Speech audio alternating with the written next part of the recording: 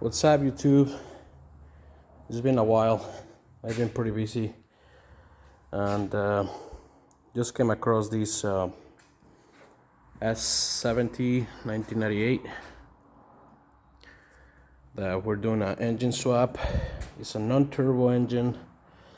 So I got the original motor over there, and we're putting a 2003-2004 S60 engine from a 2.4. So I just came across a couple things here.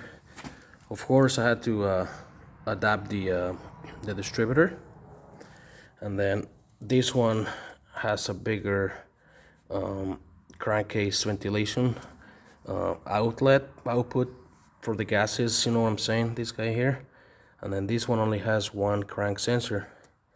So the block actually has the holes here, so I'm gonna be cleaning this right now, and I'm gonna put the old crank sensors from the other motor. I actually don't like taking them off because apparently they're pretty delicate. I'm not sure. Then we're gonna clean all these really nice. So this one, you have to, I show you in a minute. I just wanted to point this. That's where the crank sensors on the P80s are, and this is from the P2, so we're gonna remove that one. Then on this side too, we had to get the old bracket for the crank sensor, and we put the original one in here. And right here we already put the adapted the pickup for the cams, and pretty simple. All I have to do is use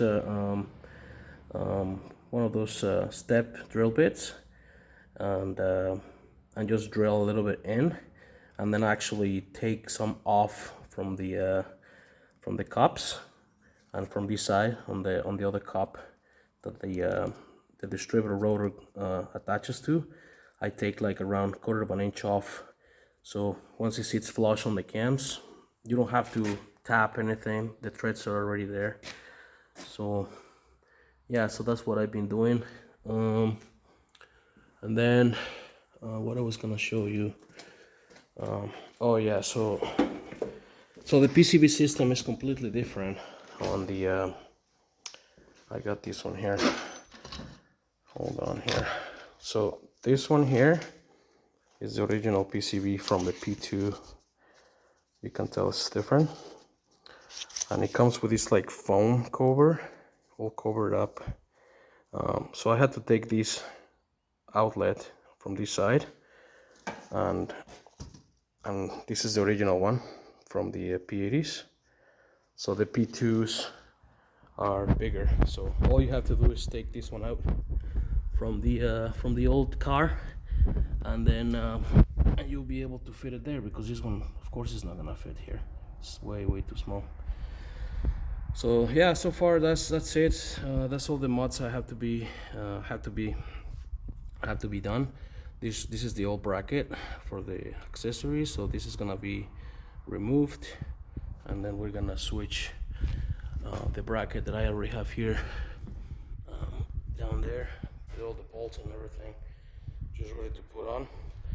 If you take this engine mount off right away before anything, you should be able to slide the motor this way really easy. To put it back in, I always put a jack underneath the transmission, because the transmission kind of like tilts, so then you can get it like level as possible. And that's it. Just start putting it back together, because this customer of mine bought the wrong motor and subframe. We were just gonna do a subframe to subframe swap, so he ended up buying an engine from S60. So you know, I said, well, you know what, let's just make it happen, let's make it work. A little bit more money for my end for labor. So this housing too, this is the old housing. This one has to be replaced, so we're gonna replace it here. We're gonna put a new gasket. I like to put silicone on this because this one's a bitch to get out, and once everything is back together, so I just want to make sure it's not gonna leak. So I always put a little double silicone, Sometimes I put silicone on these ones too when I'm like doing backyard repair at somebody's house and they don't have a new gasket, and especially on the turbos, I really don't want to end up blowing an engine because they run lean or leaking boost or whatever. The same with the NAs, they have to be replaced. So right now we're gonna replace that. So that's what the old knock sensors were right here. So we already took this off and actually marked them, took pictures of the angle, because apparently they have to be angled properly. And I actually left the coolant collector on this one. I'm gonna use the coolant collector from the S60. Looks pretty rough, but they get pretty stuck here. I don't want to have to open all this. This is just another budget, so they're still kind of solid, and it has the oil cooler too. So this goes the same like the P80s, and then from here, I didn't want to remove the hoses from the car because they break on the firewall. So they're still up there. So what we're gonna do is this is the motor, how it came, so they cut them. So we're gonna just join them with some sort of coupling. We have to like fabricate something for that, because you know you don't want to be breaking those connectors on these old cars, right? So that's it. I just wanted to show you this. It's been a while. I still gotta do another swap here on a 2.3. I got a freebie tranny out of this job that probably already got sold because apparently it has only 95,000 kilometers. Who knows? We will see. And yeah, working on other projects.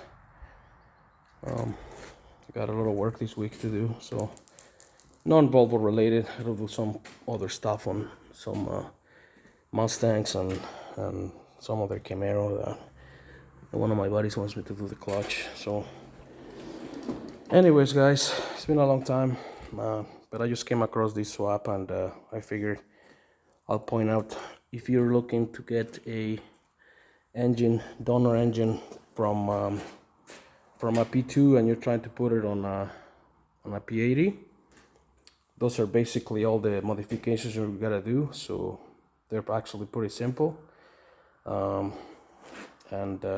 yeah, you can probably find a motor with a little bit better mileage instead of trying to find an old P80 motor that probably already has a lot of mileage. So that's it guys, I just wanted to show you this quick, and I'm gonna get at it, get this thing done hopefully today. At least put the motor in, all the accessories, and then just make sure nothing here has to be replaced before we put it back on. And yeah, it should be done fairly soon, probably another 4 or 5 hours. I should have this and the car lowered, and that's it. Pretty easy to lower. You just gotta take the bolt from the cabin. There's a bolt there with a nut. And then all your hoses from the rod, transmission, your calipers, so you have to hang your calipers. We cut the exhaust on this one because we have to do a little exhaust repair, so we're just gonna fix that later. And that's it. This is it. So wish me luck. Hopefully nothing here leaks when we put it back together. These ones were pretty nasty in there, so I want to see if I can replace these O-rings, if I can find something, because this Friday, it's getting late, and I'm gonna be here Saturday, Sunday, wrapping this thing up. So anyways, cheers guys, hope you have a good weekend. Adios.